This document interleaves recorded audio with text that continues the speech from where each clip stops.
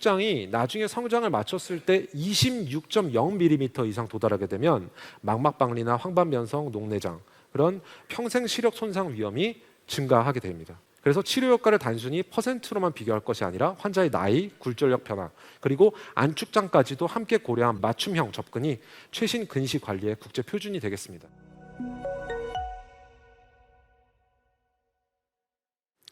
자, 다음으로는 근시를 우리가 광학적인 방법으로 억제시킬 수가 있는가? 이것이 오늘의 이제 핵심이 되는 그런 슬라이드가 되겠는데, 일반적인 단초점 안경의 경우 위쪽 그림을 보시면 중심부에는 초점이 잘 맞춰져 있어요. 근데 주변부는 보시다시피 뒤쪽으로 상이 밀리게 돼서 이 용어를 이제 원시성 흐림이라고 하는데, 즉 원시성 디포커스가 생기게 됩니다. 주변부가 원시 상태가 되면 안구는 전체적으로 초점을 맞추기 위해서 뒤로 길어진다는 개념이 되는 거죠. 그래서 안축장이 늘어나면서 근시가 진행된다. 그런 메커니즘이 발생을 하게 됩니다. 이제 근시성 디포커스, 주변부 망막을 앞으로 상을 좀 당기게 되면요. 그래서 근시를 억제할 수 있는 기전이 광학적으로 접근할 수 있는 방법이 되겠는데, 그렇게 하면 불필요한 안축장 성장을 억제할 수 있게 되는 거죠. 그래서 호야의 마이오스마트와 같은 주변부 디포커스 이완 렌즈, 그리고 치료존을 넣은 그런 이제 다초점 컨택트 렌즈들도 많이 개발이 되는데, 이러한 것들의 원리는 다 이 위쪽 그림에 해당이 됩니다. 그리고 실제적으로 임상 연구에서 안축장을 성장을 억제하고 그리고 근시 진행이 억제되었다는 연구 결과들이 보고가 되고 있습니다. 그 밑에 이제 디포커스의 양이 30도 기준 0.8 디옵트에 되어 있는데, 30도 각도가 떨어진 그 주변 망막에서 플러스 0.8 디옵터만큼의 그 원시성 디포커스가 발생을 한다는 그런 설명이고요. 그것 때문에 안축장의 길이가 길어질 수 있다는 내용입니다. 자, 이제 동물 모델에서도 제가 앞서 설명드린 그 플러스 렌즈, 주변부 상을 앞으로 미는 그런 실험을 해봤을 때 인위적으로 주변부 망막의 근시성 흐림을 만드는 거죠. 그렇게 되면 오토포커싱이 발생을 하게 돼서 안구 성장이 지연되더라. 그러니까 주변부 망막의 근시성 흐림, 상을 앞으로 인위적으로 당겨주는 그런 치료 방법이 효과가 있다는 그런 연구 결과가 되겠고요. 그리고 반대로 마이너스 렌즈로서 주변부 망막의 원시성 흐림을 만들었더니 안구 성장이 촉진이 되고 근시가 진행되었다라는 개념을 보여주고 있습니다. 그러면 이제 광학적인 내용은 설명을 드렸는데, 이것이 해부학적으로 실제 안구 내부에서 어떤 식으로 적용이 되는지 그 메커니즘을 말씀을 드리면, 일단 원의 가운데 부분 어코모데이션, 즉 조절이 일어나게 됐을 때 레티나, 즉 망막에서 시각 자극을 수용해서 이 상이 망막의 앞에 맺혔는지 뒤에 맺혔는지 그것을 감지를 하게 됩니다. 그런데 만약에 후방 망막 초점, 그러니까 하이퍼로픽 디포커스가 발생을 하게 되면 망막은 안구 성장을 유도하는 그런 여러 가지 물질들, 아세틸콜린이나 도파민이나 인슐린, 가바 이런 다양한 신경 전달 물질로 신호를 보내게 됩니다. 그러면 이 신호는 RP, 망막 색소 상피를 통해서 맥락막까지 전달이 되고, 코로이드, 맥락막은 비타민 A 유도체와 각종 성장 관련 사이토카인을 분비를 해서 이 신호가 공막에 도달하게 되면 공막에서는 TGF-베타나 아니면 뭐 프로테오글리트칸, MMP 활성 증가 등을 통해서 이제 엑스트라 셀룰라 매트릭스, 그러니까 공막의 구조 자체가 변화가 되는 그런 공막 리모델링이 일어나게 됩니다. 이렇게 되면은 공막의 섬유성과 연골성 자체가 증가하게 되고요. 강도가 약화되고 공막이 더 잘 늘어나게끔 해부학적으로 변화가 되는 거죠. 그로 인해서 공막이 더 얇아지고 공막이 더 늘어나기 쉬운 구조로 바뀌고, 거기다 눈 속에는 아시다시피 저기 IOP라고 써 있지만 안압이 있기 때문에 그 안압에 더 취약해져서 공막이 더 뒤로 길어지고, 그렇게 되면서 상이 다시 또 주변부의 원시성 흐림이 발생하는 그 악순환이 계속 반복이 되면서 근시가 해부학적으로 진행이 된다는 것을 모식적으로 보여드리는 표입니다. 그래서 이런 말씀하시는 부분들이 있죠. 아이가 눈이 좀 많이 나빠지는 것 같은데 그걸 막기 위해서 저 안경 도수를 조금 낮추고 싶은데 그건 어떨까요? 라고 질문을 많이들 해요. 그럴 때 이제 이 연구 결과들이 도움이 되는데, 저교정은 오히려 근시 진행을 더 빠르게 만든다는 연구 결과들이 나와 있습니다. 그래서 첫 번째 논문을 보시면 94명의 어린이들을 대상으로 2년간 진행된 전향적 임상 논문인데, 어린이들 중에서 절반은 저교정을 시켰고 절반은 완전 교정을 했습니다. 그랬더니 저교정된 그룹이 근시가 더 빠르게 진행됐다는 거죠.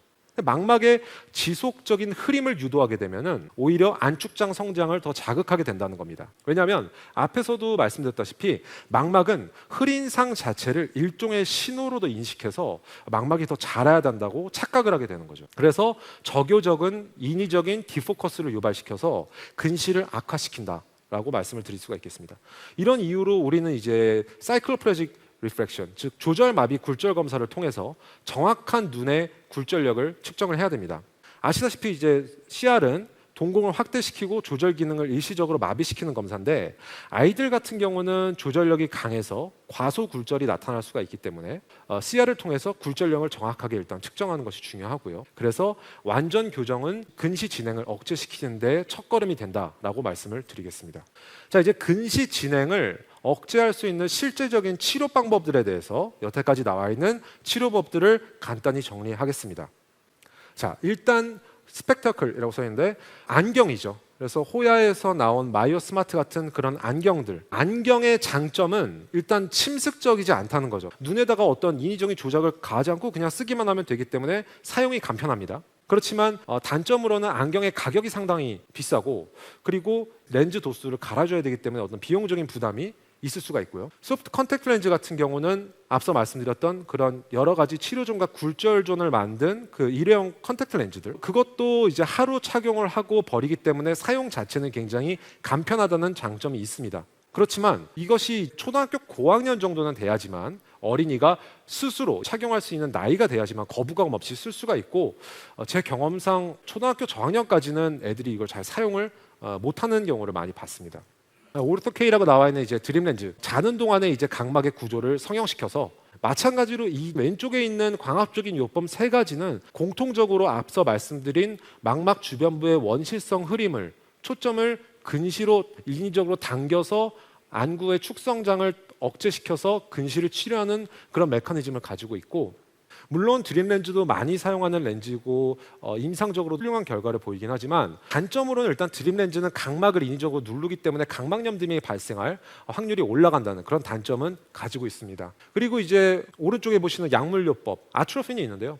아트로핀 같은 경우는 아주 어린 나이부터 그냥 단순히 자기 전에 한 방울 점안을 하더라도 이미 임상적으로 그 효과가 확실하게 보고가 되었을 만큼 효과도 우수하고 그리고 처방도 간단하다는 그런 장점을 가지고 있지만 아무래도 부모님들이 내 어린 아이한테 이렇게 처음 들어보는 아트로핀이라 그러면 이름도 굉장히 좀 무서운 것 같은데 이걸 이렇게 눈에다 막 넣어도 되나? 라는 그런 어떤 막연한 거부감, 그것 때문에 환자의 수능도가 떨어진다는 그런 단점이 존재를 하고, 그리고 이제 아트로핀이 중간에 아이가 한창 안구가 성장하는 시기에 중단을 하게 되면 리바운드 이펙트로서 그동안 억제되었던 축성장이 다시 진행을 하게 된다는 그런 단점을 가지고 있습니다.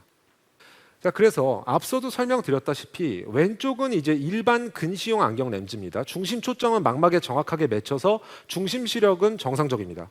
근데 주변부에서는 초점이 망막 뒤쪽에 맺히게 되고 주변부 원시성 디포커스가 발생을 하게 되는데 망막이 더 자라야 선명하게 보인다는 신호를 유발해서 안축장을 증가시키고 근시를 진행을 촉진하게 됩니다. 오른쪽이 이제 호야의 그 딤스 기술이 적용된 마이오 스마트 안경 렌즈인데 렌즈 전면에 수백 개 플러스 3.5D부터 미니 세그먼트가 패턴으로 배치가 되었습니다. 이 세그먼트들은 의도적으로 망막 앞에 초점을 맺히게 망막 주변부에 근시성 디포커스를 유발하게 됩니다. 그 결과 망막 중심부에서는 선명한 시력을 제공하고 망막 주변부에서는 근시성 디포커스를 유도해서 안구 성장을 억제합니다. 그래서 시력 교정과 근시 억제 두 가지 목표를 모두 달성할 수가 있게 됩니다. 왼쪽은 OK 렌즈, 즉 드림 렌즈입니다. 이 원리는 앞에서 말씀드렸다시피 망막 주변부의 근시성 디포커스를 유도한 것은 똑같은데 수면 중에 착용한 렌즈고 각막 중심부를 납작하게 눌러서 중심부는 선명하게 보이게 하고 주변부는 상대적으로 굴절률이 높아지기 때문에 망막 앞쪽에 초점이 맺히도록 유도합니다. 그래서 낮 시간 동안에는 어린이가 렌즈 착용을 안 하더라도 선명한 시력 유지가 가능하다는 그런 장점이 있습니다. 그리고 오른쪽 같은 경우가 이제 다초점 소프트 렌즈인데 마이사이트 같은 제품으로 출시가 되고 있죠. 근데 그 원리는 렌즈 자체에 두 가지 영역을 배치합니다. 이제 보시면 핑크색과 그리고 더 진한 자주색의 영역이 표시가 되어 있는데, 핑크색은 굴절존으로서 일반적인 시력 교정 효과를 내는 거고요. 그리고 보라색이 치료존입니다. 저 부분에 평균적으로 플러스 2.0 디옵트 정도의 디포커스 값을 갖도록 설계가 돼서 주변부 망막이 근시성 디포커스를 맺히도록 유도를 하게 됩니다. 그렇지만 이 소프트 컨택트 렌즈의 한계로는 스페리컬 마이너스 10디옵터 이상의 고도 근시에는 렌즈가 이제 없다는 점, 그리고 난시는 교정이 불가능하다는 점, 이런 점이 이제 어려운 경우가 해당이 되겠고요. 낮 시간에 또 어린이가 스스로 렌즈를 뺐다 꼈다 할 수 있을 정도로 나이가 고연령으로 올라가야 착용이 가능하다는 그런 한계점이 존재합니다. 이제 아트로핀에 대해서 어떤 연구들이 진행이 됐고 어떤 농도의 아트로핀이 우리 눈에 아이의 안축장 성장을 억제하는 데 가장 효과적인지에 대한 대표적인 연구 세 가지를 소개해 드리겠습니다. 첫 번째는 2006년에 싱가포르에서 진행된 아트로핀 1%, 즉 아톰 1 스터디인데요. 2년 동안 무작위 이중 맹검 연구를 진행을 했고 1%의 그 고농도 아트로핀을 사용했을 때 위약군 대비 한 77% 정도 근시 억제 효과가 있었습니다. 아트로핀 투여군은 안축장 증가가 거의 없었고요. 근데 아트로핀의 신체 내에서의 효과 자체가 동공을 확대시키고 조절을 마비시키기 때문에 애가 낮 시간에 빛번짐이 생기고 굉장히 불편해지는 그런 부작용이 컸습니다. 그래서 이거는 근시 억제 효과는 확실한데 부작용이 많으니까 실제 사용은 어렵다라는 그런 결론을 냈고요. 다음에 이제 중간에 있는 연구는 2012년에 진행된 아톰 2 스터디입니다. 그래서 농도를 좀 낮춰보자. 0.5%, 0.1%, 0.01% 이렇게 세 가지 농도를 비교를 해봤는데 0.01% 농도는 상대적으로 그래도 근시 억제 효과가 있기는 있고 부작용도 거의 없었습니다. 그래프를 보시면 당연히 아트로핀 농도가 높을수록 효과는 컸고요. 그래도 0.01%도 안축장 성장 억제에 의미가 있었기 때문에 이 0.01% 아트로핀이 안전성도 있고 효과도 있고 그래서 유망한 후보군이다 이렇게 등장을 하게 됐습니다. 세 번째는 2022년에 진행된 램프 스터디인데요. 여기서는 그 농도에 조금 더 베리에이션을 둬서 0.01%, 0.025% 그리고 0.05% 약간씩 농도를 높여서 이 세 가지 아트로피 농도를 3년 동안 연구를 했습니다. 결론적으로는 0.05% 농도가 가장 효과적이었고 0.025%도 양호한 효과를 보였지만 0.01%는 효과가 비교적 낮았습니다. 근데 앞서 말씀드린 이제 리바운드 이펙트, 즉 아트로핀을 끊었을 때 가장 문제가 되는 그동안 억제되었던 안축장이 폭발적으로 성장하게 되는 그 부작용이 농도가 높을수록 더 컸습니다. 그래서 결론적으로 말씀드리면 0.05% 그룹이 안축장 성장 억제 효과가 가장 컸지만 치료 중단 후에 리바운드도 가장 컸다. 그래서 아트로핀은 부작용도 적고 근시 억제 효과도 크면서 리바운드도 수능도만 높이면 조절 가능한 수준인 그런 0.025에서 0.05%가 임상에서 가장 많이 권장되고 있는 상황입니다. 이제 그림을 보시면 앞서 말씀드린 각 네 가지 대표적인 치료법별로 억제 효과가 퍼센트로 표시가 되어 있습니다. 가장 중요한 점은 논문의 이 퍼센트 근시 억제율을 가지고 치료 효과를 단순 비교해서는 안 된다는 겁니다. 그 이유는 일단 연구 설계가 모두 다릅니다. 각 치료법이 서로 다른 연구 환경에서 대상군이 모두 다르게 평가가 되었습니다.